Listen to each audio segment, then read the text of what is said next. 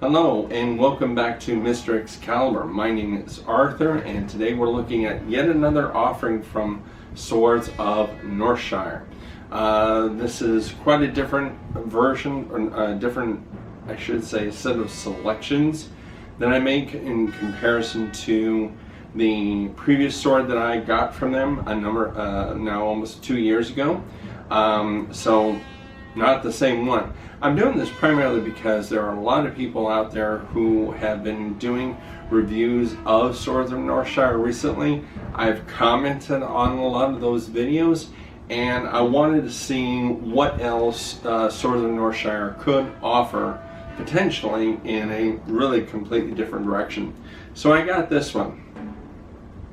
And first I want to start off by saying I am not a representative of that company. I don't speak for them in any way. I did a review of the last sword. They did offer me a coupon for this one. I decided to cash it in primarily because I wanted to take a look and see what else they had to offer in a very different direction, and this is what I got. So with that being said, a couple things that are majorly different. First, leather Ito. That seems to be pretty popular these days by people ordering, I guess you could say, semi-custom, or what I like to call custom assembled swords. Custom assembled Chinese-made, Japanese-style katanas. And then I got a much more, I guess you could say, of a standard color for the saya. This one is kind of a reddish brown. Very nice, very simple though. Nice Segano cord, nice and thick, just like the last one was. Very nice, well done gift knot. But the biggest difference is the blade. This blade is 9260 spring steel. This is a steel that is becoming very popular amongst a lot of sword makes. Some of Huawei's more popular brands recently have been using this, and I wanted to see what Swords of Northshire could do with it, and I'm very pleased. Now I will say that right off, one of the things that I noticed was this has some heft to it. And even though I got a 12-inch handle, it still is pretty weighty toward the blade. But the blade is very nice, as you guys can kind of see down the edge here. I'm doing that thing where I point the sword right at the camera. So taking a look at it, it's got a nice pony down the spine. Got the maker's name stamped right here. I thought that was a nice little added detail. I also got some black seppas and a black habaki. Now I know that in reality it's actually brass with some kind of black lacquer that's been put over it. I really don't mind that. It kind of goes along with the whole theme of the katana. You guys are going to see some better up close pictures of this when we look at the unboxing, so on and so forth. One thing I will say though is I was not impressed with the Tsuba that I chose. Swords of Northshire has a whole series of these that you can obviously pick from, and the pictures look like they're very nice. However, in person, when I saw it, I thought the casting quality really wasn't that great. I think they can do better. I've seen reviews of Tsuba pieces from them that are better. I know for a fact that they buy from a common supplier that other custom assembled outfits pick from. The reason why I know that is because I've seen reviewers that had a sword from another company that had exactly the same Tsuba that the first Swords of Northshire katana I had on it. So I know that happens. So anyway, so Tsuba, I like the black habaki and seppas that I got. The blade here is really nice. You'll notice that it has no temper line, nor quite honestly should it. 9260 is a spring steel. Swords of Northshire, however, did offer a what was called an acid etched hamon line. And quite honestly, I'm more inclined to leave it off if it's not real. If it's not a real hamon, I just assume it not being there. Plus, I'm actually one of these guys who really doesn't mind a katana blade without that aesthetic. Now, maybe that's kind of a carryover from me liking European swords, where that's really not a thing. But quite honestly, if it is made of a spring steel, either 5160 or 9260, I don't want to see a hamon line there, because I've seen swords who have tried to do that, and A, it looks fake. B, if they're trying to make it real, you've negated the qualities of spring steel and actually made it a pretty weak steel. So, pardon the nose thing, I've got a bit of a cold, but now is the time to make this, so that's when I'm making it. So, anyway, the other interesting thing about this sword is something that, again, like I said, I've seen become kind of popular amongst a couple people I've seen do swords from Swords of Northshire, and that is leather eater wrap. A word about that: you cannot expect it to handle the same way as either cotton or silk. You can't. It is a completely different material, and here's one of the main reasons why. Silk and cotton, if stretched enough, actually become hard. That's how you get those nice, really tight knots on well done eater wraps using either of those two materials on sukas, regardless of what the make is.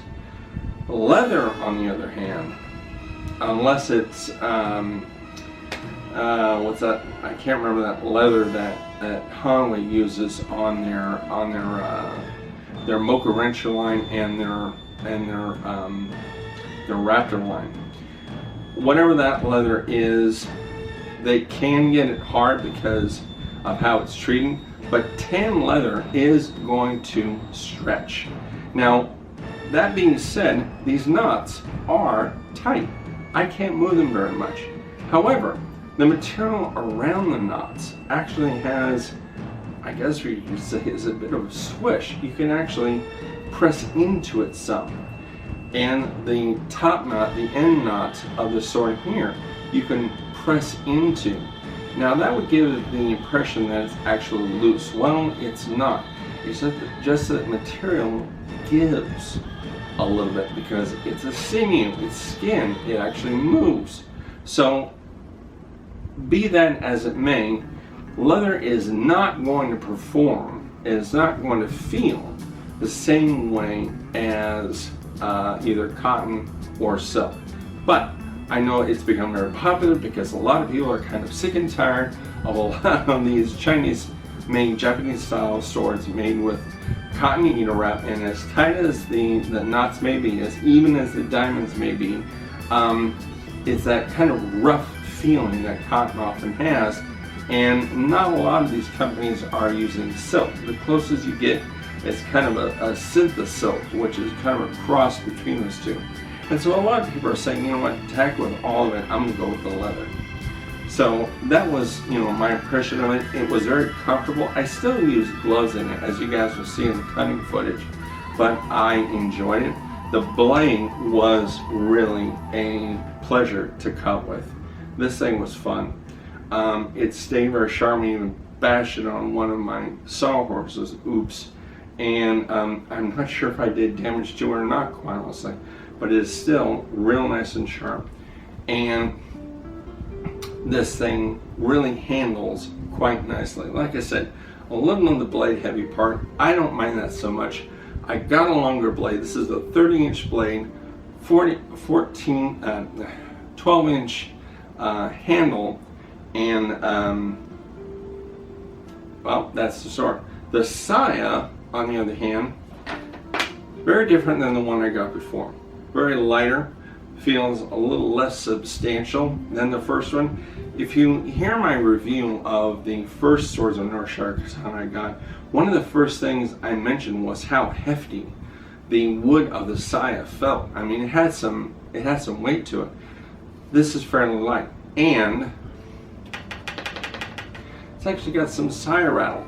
So I don't know if that's a little bit of quality control issue from Swords of Northshire.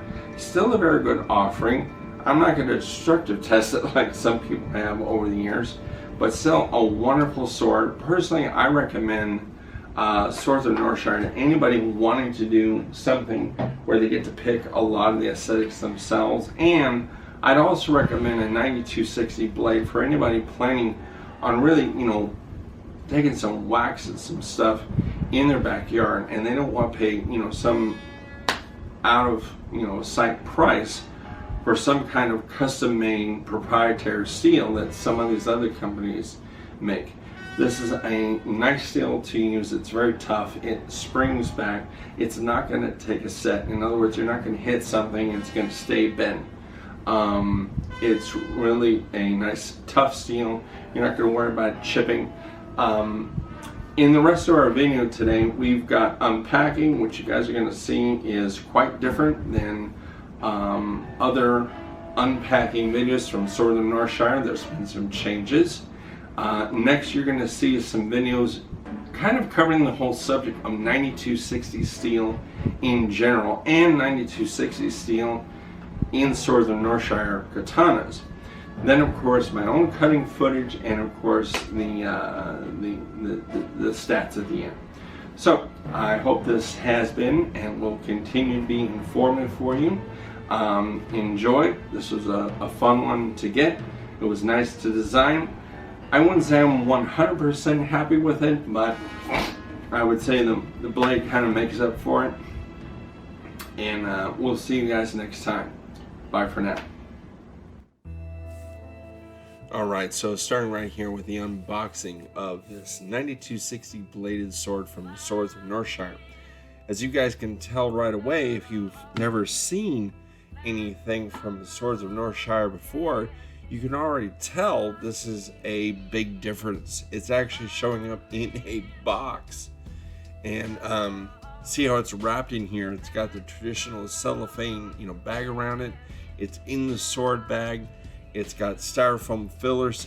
They're starting to look a little bit more like a lot of the other sword manufacturers out there. This was actually a surprise when it arrived to me. Now, I have to say, leading up to this point, the communication with Swords of Northshire was very good. And they're always, being very reassuring about, it being on its way, what stage they're at. Sometimes this sword actually took about 3 months to get to me, and so with that in mind, you can take a look at the handle here. It's got the extra plastic wrap around the tsuka. Those things you saw bound around at the top there are some extra Makugi pins if you need those. Now, when I first drew this sword, I could see that it was oiled. They tend to use more of a kind of a thin, very machine oil, nice and thin, keeping it nice and preserved. The blade came in very good shape, very straight, sharp. One of the things I did notice about this is that the 9260 blade was a little on the weighty side, and you can see how this thing cuts through the paper. And I use this test a lot, but it is a pretty fair, initial impression of how sharp this is. And so, it's checking the boxes so far. So here's another nice look at the sword. You'll notice that there is no hamon line, no temper line along the blade. Now, I did that intentionally because it's 9260. It shouldn't have one because it shouldn't be differentially tempered. The fittings on the sword actually were pretty well cast.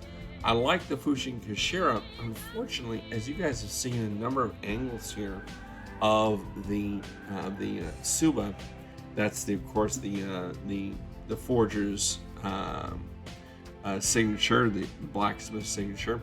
The Suwa I really did not care for. It was very muddy. I didn't really like it all that much. It doesn't really affect the handling of the sword much, but it was. I thought it was a little on the small side as far as its overall diameter, and I thought the casting was just kind of oh hum. I've seen better. I thought it would have looked better, so that one was a bit of a miss for me. But the overall feeling of the sword was really nice, although I did notice that the side did have some side rattle. It was a little loose in there. The side was a lot on the lighter side in comparison to my last experience. So I'd say some reservation here about this one coming from Swords of Northshire. And I'll talk a little bit more about that Eater wrap that you see me fiddling around with there.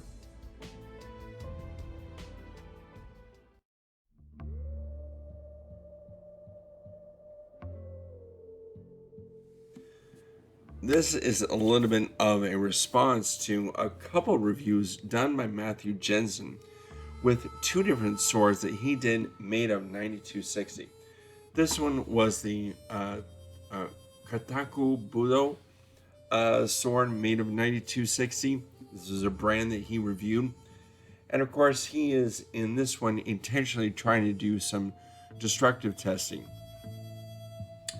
Now, one of the reasons why I chose to do this sword from Swords of Northshire made of 9260 is because just in the last year or so, there have been a lot of reviews done of swords from various makers, all made of this spring steel. A lot of people have thought over the years that 9260 was kind of a super version of a spring steel, and here Matt is going at the sword of Anathar. I'm sorry, I'm probably getting that wrong, and he is just hauling away at it. And he's taking some pretty good chunks out of the blade. And so he's thinking, okay, let's flip this around and go along the back, which of course is the weaker part of the sword. And one good swing it, bang, off it goes. Now overall, this particular brand, this sword, he wasn't that surprised that it broke when it did. But at the same time, he also said, compared to other swords made of other steels, he thought this broke rather prematurely. Now, in the next review that he did of one of these, this was a Jayco Sinosaur, which is a company often compared to Swords of Northshire because they're a custom assembled kind of outfit. He's doing the same thing, and this sword also is made of 9260 spring steel. Now, one thing we have to understand about this steel is that it is a silicon I can't remember what the other element is. Silicon, and I can't remember what the other one is. Sorry, guys. But I do know that the silicon in the sword, so we're talking a little bit, about metallurgy here, can actually be either bonus or not. And here he takes it against this, essentially a steel girder, and a couple whacks, and bing, off the end of the sword goes. Whack, just like that. He continues at it, and he actually takes another chunk at it off. At some point here, let's see. He continues, goes. Well, he's eventually going to knock another piece of it off. And one of the things I wanted to get to here is that there's a lot of companies now offering these swords made of 9260. Yeah, there goes another piece. A third piece. Now that's off a sword from a pretty reputable company. This is not necessarily to warn you away from this material, but it is to show, here it is, same reviewer, two different brands, same kind of steel. He broke them in what he thought was a premature stage.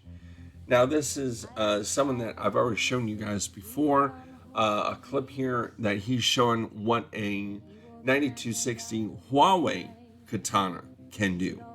And I've actually got a couple different reviews of people using this Huawei sword. I reviewed it previously, and I thought it would be good reference material for today's review because it's being made of this steel. There's a lot of info out there on the sword forums right now saying, well, it's over commercialized, it's overused, it's not all that great. If you want an example of it not being that great, just look at Chinese, the now defunct Chinese company. They could never get those swords right. And I know there's people who like them. I'm not one of them. And quite honestly, there aren't a lot of people in the sword community mourning the loss of Chinese. And they were supposedly the ones that were using almost exclusively this material for affordable katanas. And they never came out right. Huawei, on the other hand, seems to have it down. Swords of Northshire has always offered it as a less expensive material. Probably because you can't put a hamon on it, you shouldn't try, and it was more of a metal for a practice sword. Mountaineer Samurai right here, giving us an example of the Huawei he bought, which, by the way, was the same one that I reviewed. I know a lot of this is a bit of repeat. So at this point, I'm going to kind of transition into a little bit of explanation as to why 9260 can be actually a super high endurance spring steel. The silicon in it can actually give it an amazing durable quality. But here's the interesting thing about it. It's still 0.6% carbon, which means it has the same carbon content as those great Dojo Pro Series katanas from Ronin Katana. Now, we've seen in the past how well those stand up. So we can imagine that if this material is handled properly, which it seems Huawei has at least gotten a pretty good beat on. This is, of course, me reviewing that same sword, or at least that same model. Really enjoyed it. That we, it's made of the same stuff that this Swords of Northshire sword that we're looking at today is made of. Now, what's interesting is if you read up on it, you'll find that this stuff is actually kind of tricky to work with. The silicon can actually work against you.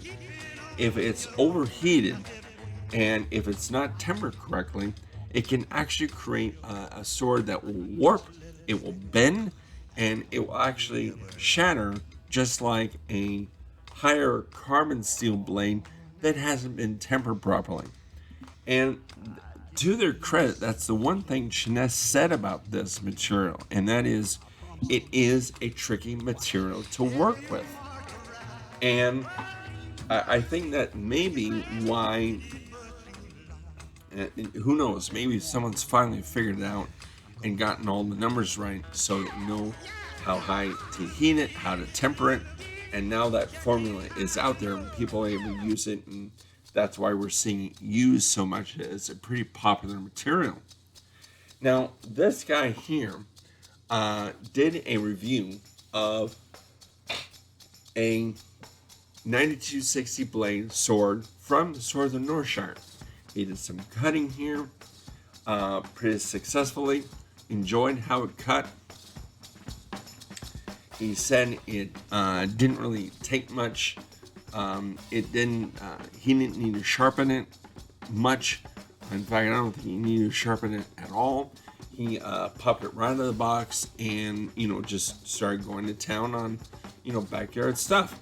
And quite honestly, 9260 is a great material if you're looking for a sword to really use for practice, whether it be tamashigiri, bottle shigiri, cutting up stuff in the backyard.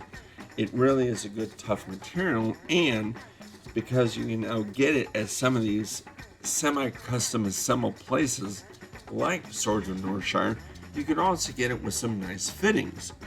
Now, this guy, his choice in fittings was similar in that he got a leather handle.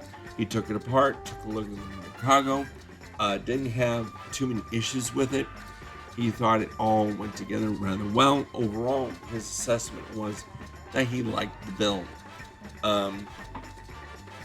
And so, you have here another testament to the fact that, with this material, Swords of Northshire can make a pretty good sword, and that has stood up to yet another reviewer's testing. 9260 steel is, when it comes to the steels being used, I'm actually on the other side of the argument than people like Matthew Jensen. I actually think it does count. I think it's very important to hold these companies accountable to the materials they are claiming to use.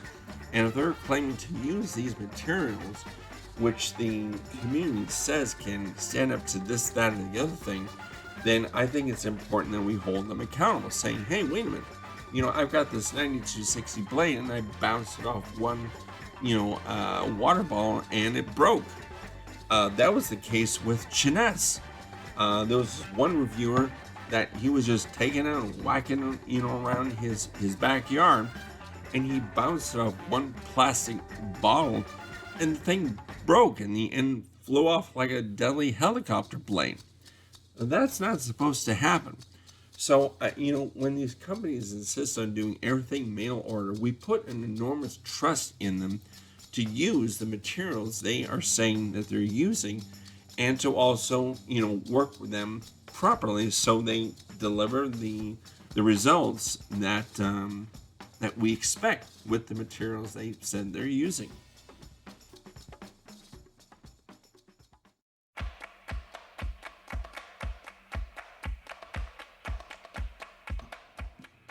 Cutting with this sword was a lot of fun. I really enjoyed moving it around. I don't have the dynamic movement computers that other reviewers have, but I will say that this thing was a lot of fun to move around. Like I said before in both the unboxing and the initial summary, I could feel some weight on this blade. Now, I did custom order this with a 30-inch blade, so it's got some steel hanging off the end. Now, I also ordered it with a 12-inch handle, so hoping to kind of counterbalance that. Now, I did not take the sword apart. I don't know how far into the handle the Nakago goes. I will say that the leather Ito wrap on the handle was very interesting. I'm not entirely sure I would do it again. I don't regret doing it on this sword. It looked really nice. The color scheme went all together. It was very comfortable in the hand. I'm just not sure that I would necessarily do it again. There have been some people who have been doing this a lot lately, probably because they're tired of the same old cotton or pseudo silk wrap that you get on most of these Chinese-made, Japanese-style katanas. And so when you've got companies that do some kind of custom assembled work and you've got leather as an option, they go for it. And of course, there is also the thing that the bride's sword in Kill Bill. Sure enough, yeah, her sword was leather wrapped.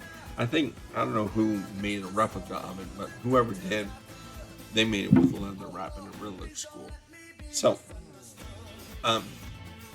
back to cutting here, I decided to color coat these bottles. And what I did was, the blue ones are the, fibrous milk bottles that generally are pretty easy to cut with. And that thing, I know, I gotta get sword sand. That box kind of staying right in the middle. Man, the sword plowed into it.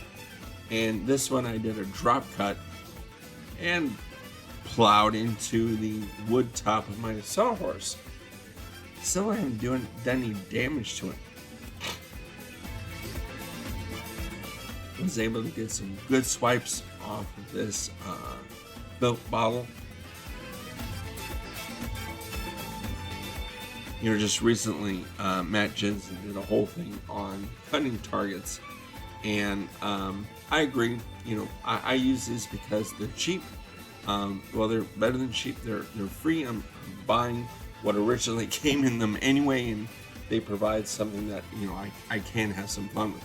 The red bottles I did, which are the heavier plastic juice bottles, some of which, depending on the sword and how sharp it is, actually will bounce if the sword doesn't have a real sharp edge. I've had some duller European swords that, they more along the lines, they bash these bottles. In this case, you can see how this thing is going through it.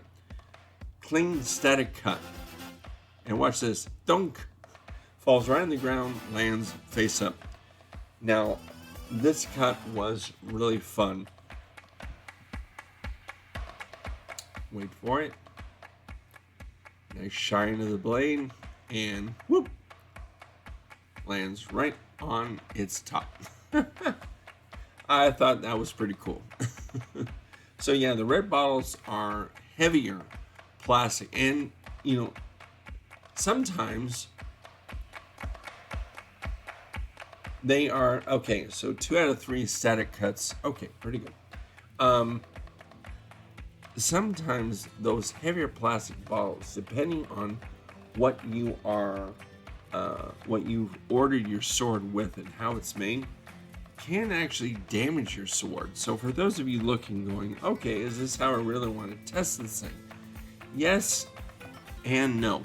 For a 9260 blade, I really wasn't worried about the plastic on any of these bottles really damaging the sword much.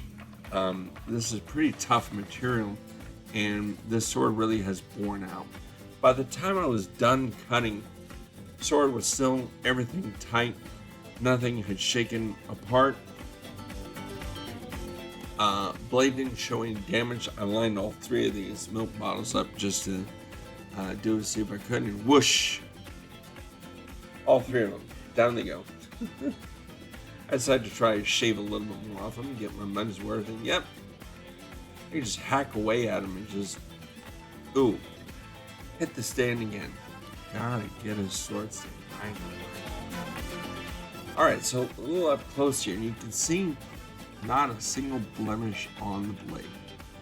It really stood up really quite well. I was very impressed. So I decided to do an empty bottle test. Now, it bounced, but check this out. It actually cut it in half.